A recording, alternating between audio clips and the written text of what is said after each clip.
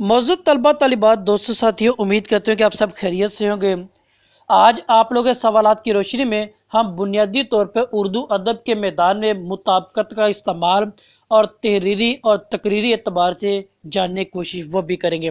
तो सबसे पहले हम इसके लुग़वी मानी पर बात करेंगे ताकि आसानी के साथ हमारा मौजू क्या है, हमारी गिरफ्त में या इसको समझने के एतबार से अपनी मिसाल वो आप हो सके। अगर बात करें इसके लुग़वी मानी के एतबार से, तो इसका जो लुग़वी मानी वो है मुवाफिक होना, बराबर होना या करना के एतबार से है, या इसको मज़ीद कह लें कि मुताबिक होना या रास आने के मानों में भी इसको कह सकते हैं।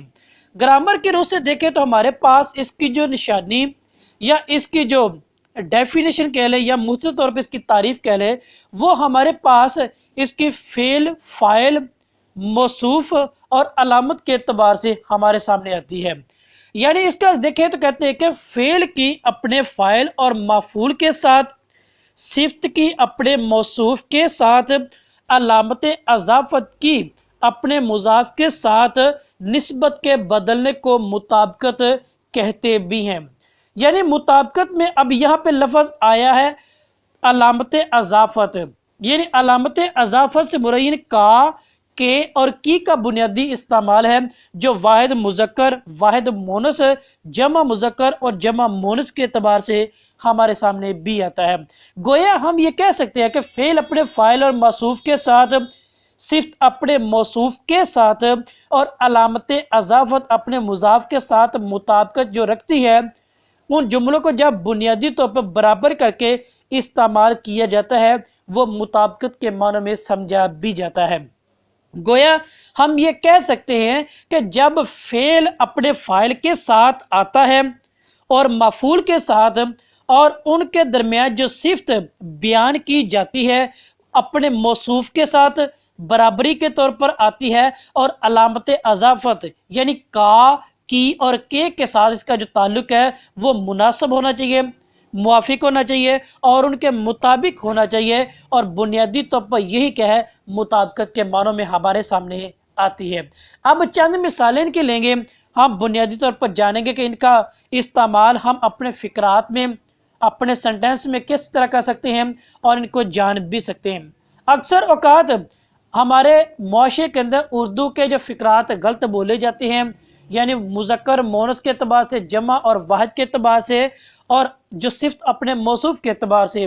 तो हम इसको जानेंगे पहले कि ये क्या चीज़ें हैं और कौन से ऐसे अल्फाज या फ़िक्रात है जो गलत बोलते हैं, और कौन से उसके मुतबादल दुरुस्त हम कह भी सकते हैं। यानी अगर पहला फ़िक्रा देखें तो हमारे पास कहते हैं नहीं कि माँ चली गई, बेटा चला गया। अब इसमें देखें हमने उस ऊपर बुनियादी तौर पर अलामत अज़ाफ़त की बाकी, यानी का, की और के की, तो यहाँ पे माँ चली गई, बेटा चला गया, ये बयान किया गया है। अगर इसको का, की और के फेल की अपने फ़ाइल और मौसूफ के साथ और सिफ्त की अपने मौसूफ के साथ बयान करें, तो हमारे सामने इसका जो दुरुस्त फ़िक्रा वो आता है कि माँ और बेटा दोनों चले गए। अब यहाँ पे क्या हुआ, और का इस्तेमाल किया हमने, माँ और बेटी जमा के सीगे के मानों में आ गए, तो आगे चले गए क्या है, वो उस जमा के सीगे की वजाहत कर रहे हैं, जो निस्बत के बदलने और मुताबिकत के मानों में हमारे सामने इसकी दुरुस्त मिसाल भी आती है। दूसरी मिसाल इसकी लेते हैं, इल्म इंसान का दर्जा बढ़ा देता है। अगर यहाँ पर इल्म के साथ हम नेक चाल चलन का इजाफा कर ले, तो वो एक मोतबर मानी के तौर पर, मुताबिकत और मुवाफिक के तौर पर हमारे सामने वो भी आता है। यानी इल्म और नेक चाल चलन इंसान का दर्जा बढ़ा देते हैं। अब हैं का तकर्रुर आ गया, और जो इसको दोनों अलग अलग मेंशन कर रहा है, जमा के सीगे के मानों में कर रहा है, लिहाजा वो देते हैं के मानों में हमारे सामने आ जाता है। तीसरी और अहम मिसाल वो क्या, अखबार छप गई। अखबार के एतबार से देखें तो अखबार क्या है, वो मोनस नहीं जबकि मुज़क्कर है, तो लिहाजा हम ये कहेंगे अखबार छप गया। तो ये क्या, दुरुस्त के और मुताबिकत के मानों में हमारे सामने ये आएगा। आगे मिसाल वो कहते हैं कि गंदम का फरोख्त जारी है।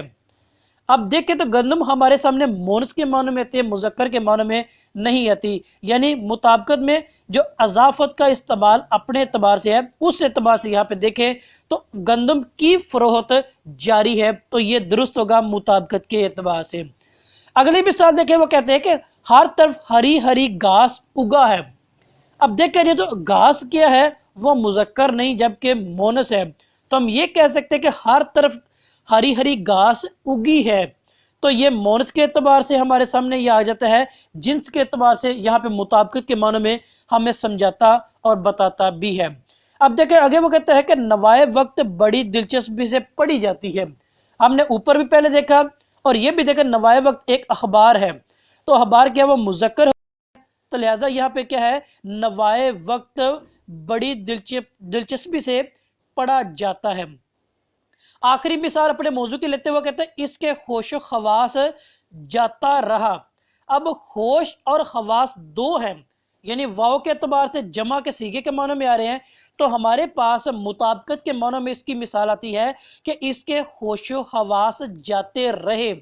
تو اس اعتبار سے ہم نے دیکھا جنس کے اعتبار سے، یعنی کا، کی اور کے جمع مذکر اور واحد مذکر کے اعتبار سے دیکھا، واحد مونس اور جمع مونس کے اعتبار سے دیکھا، تو اس اعتبار سے ہمارے پاس مطابقت کا استعمال سادہ لفظوں میں بیان ہوتا سامنے آتا ہے۔